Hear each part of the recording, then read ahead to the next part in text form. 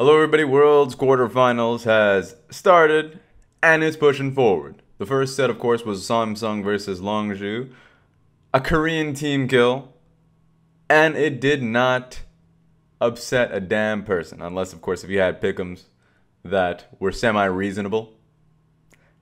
Personally, I had Longju taking the series 3-1, as did a lot of the analysts, as did literally everybody on Twitter and everybody who was watching the games. There are going to be a few people that believe Samsung was going to be able to overtake it. You know what I call them? Delusional. Well, not anymore, I suppose, because sometimes you can just win out. Stats don't matter. Recent play don't matter. Doesn't matter that they just get smacked up in their own group, and they should feel lucky that, they didn't get overtaken by G2. It doesn't matter. Doesn't matter. So, what does matter is what happened in the last series.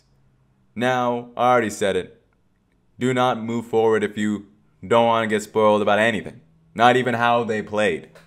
Because I'm going to move on and say that Ambition was the MVP, by far the strongest player of the series. Maybe it makes it a little easier to say that just because he was going up against Cuz, who was just not performing well. Immediately cast my mind to game 1, where BDD was just smacking Crown, just demolishing Crown in a bad matchup. The Syndra versus Malzahar matchup is tough. And you know what ended up happening? 70 CS to 40 CS. Got killed. Getting ganked again. And what ended up happening from that point, you have to really criticize Cuz for. Because on his second gank, this is when he ulted on top of the Malzahar, and they tried to kill him, and they didn't.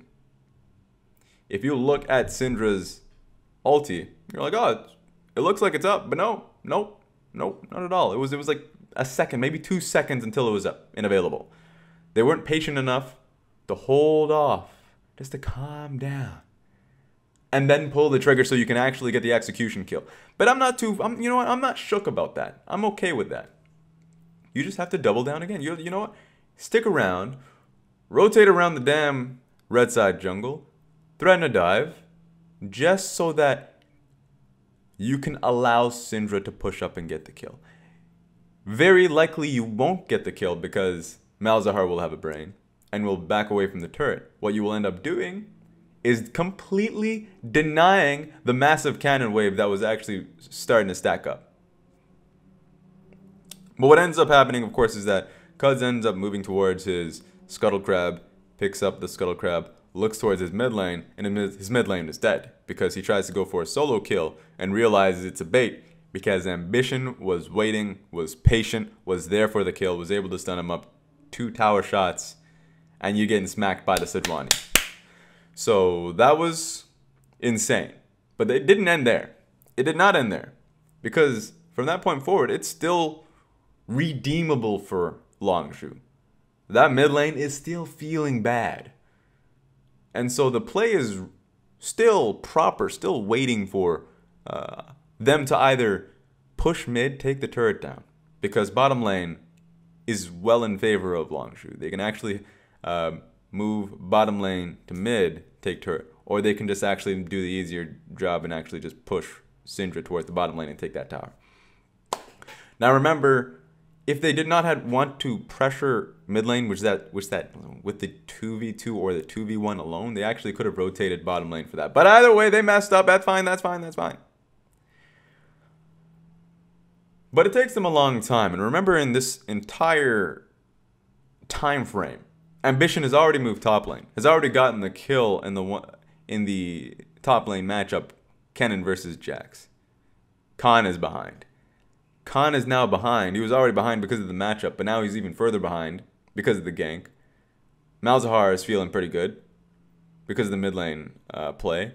And finally, Cuz is able to head down towards the bottom lane with Syndra, and he's able to get that tower. And sure, from that point forward, it is a 1 to 2k gold lead, like 1.5k gold lead for Longju.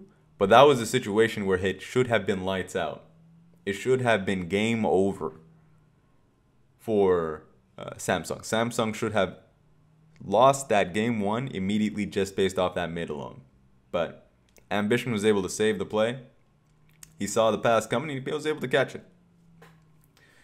That's when we cast our mind to game 2. And you're able to recognize that Ambition once again was very active.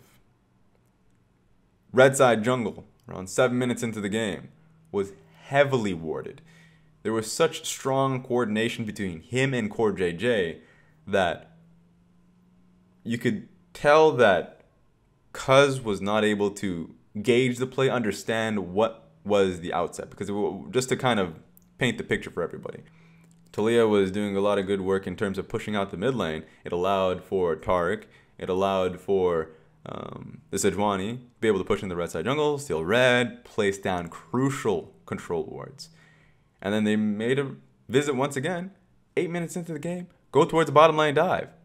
2 kills just like that.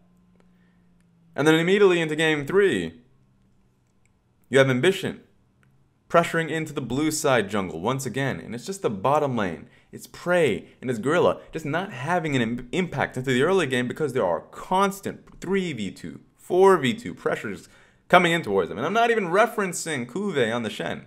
The Shen is just basically the elbow drop coming in. So, because I'm not going to put full blame on him. Even though quite a lot of blame, a lot of waves coming flying at him. It was just essentially, it came down to the teamwork, team play, because it was not just Ambition alone moving and pressuring Cuz out. And he did a lot of work, sure. But in game 3, when he just queued over the wall after first clear to go for Scuttle Crab, sure, he smited it.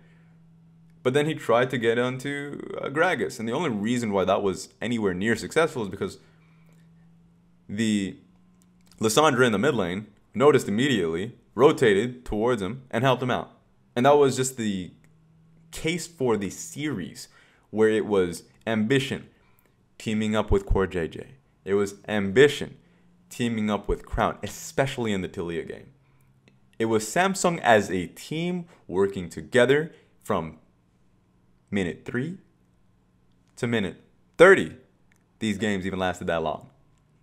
And so I remember, if you listen to the interviews, they mentioned that they learned a lesson from RNG in group stage, how team fighting is so impactful. And you can tell that their team fighting got so much better. They were already a team fighting team, by the way.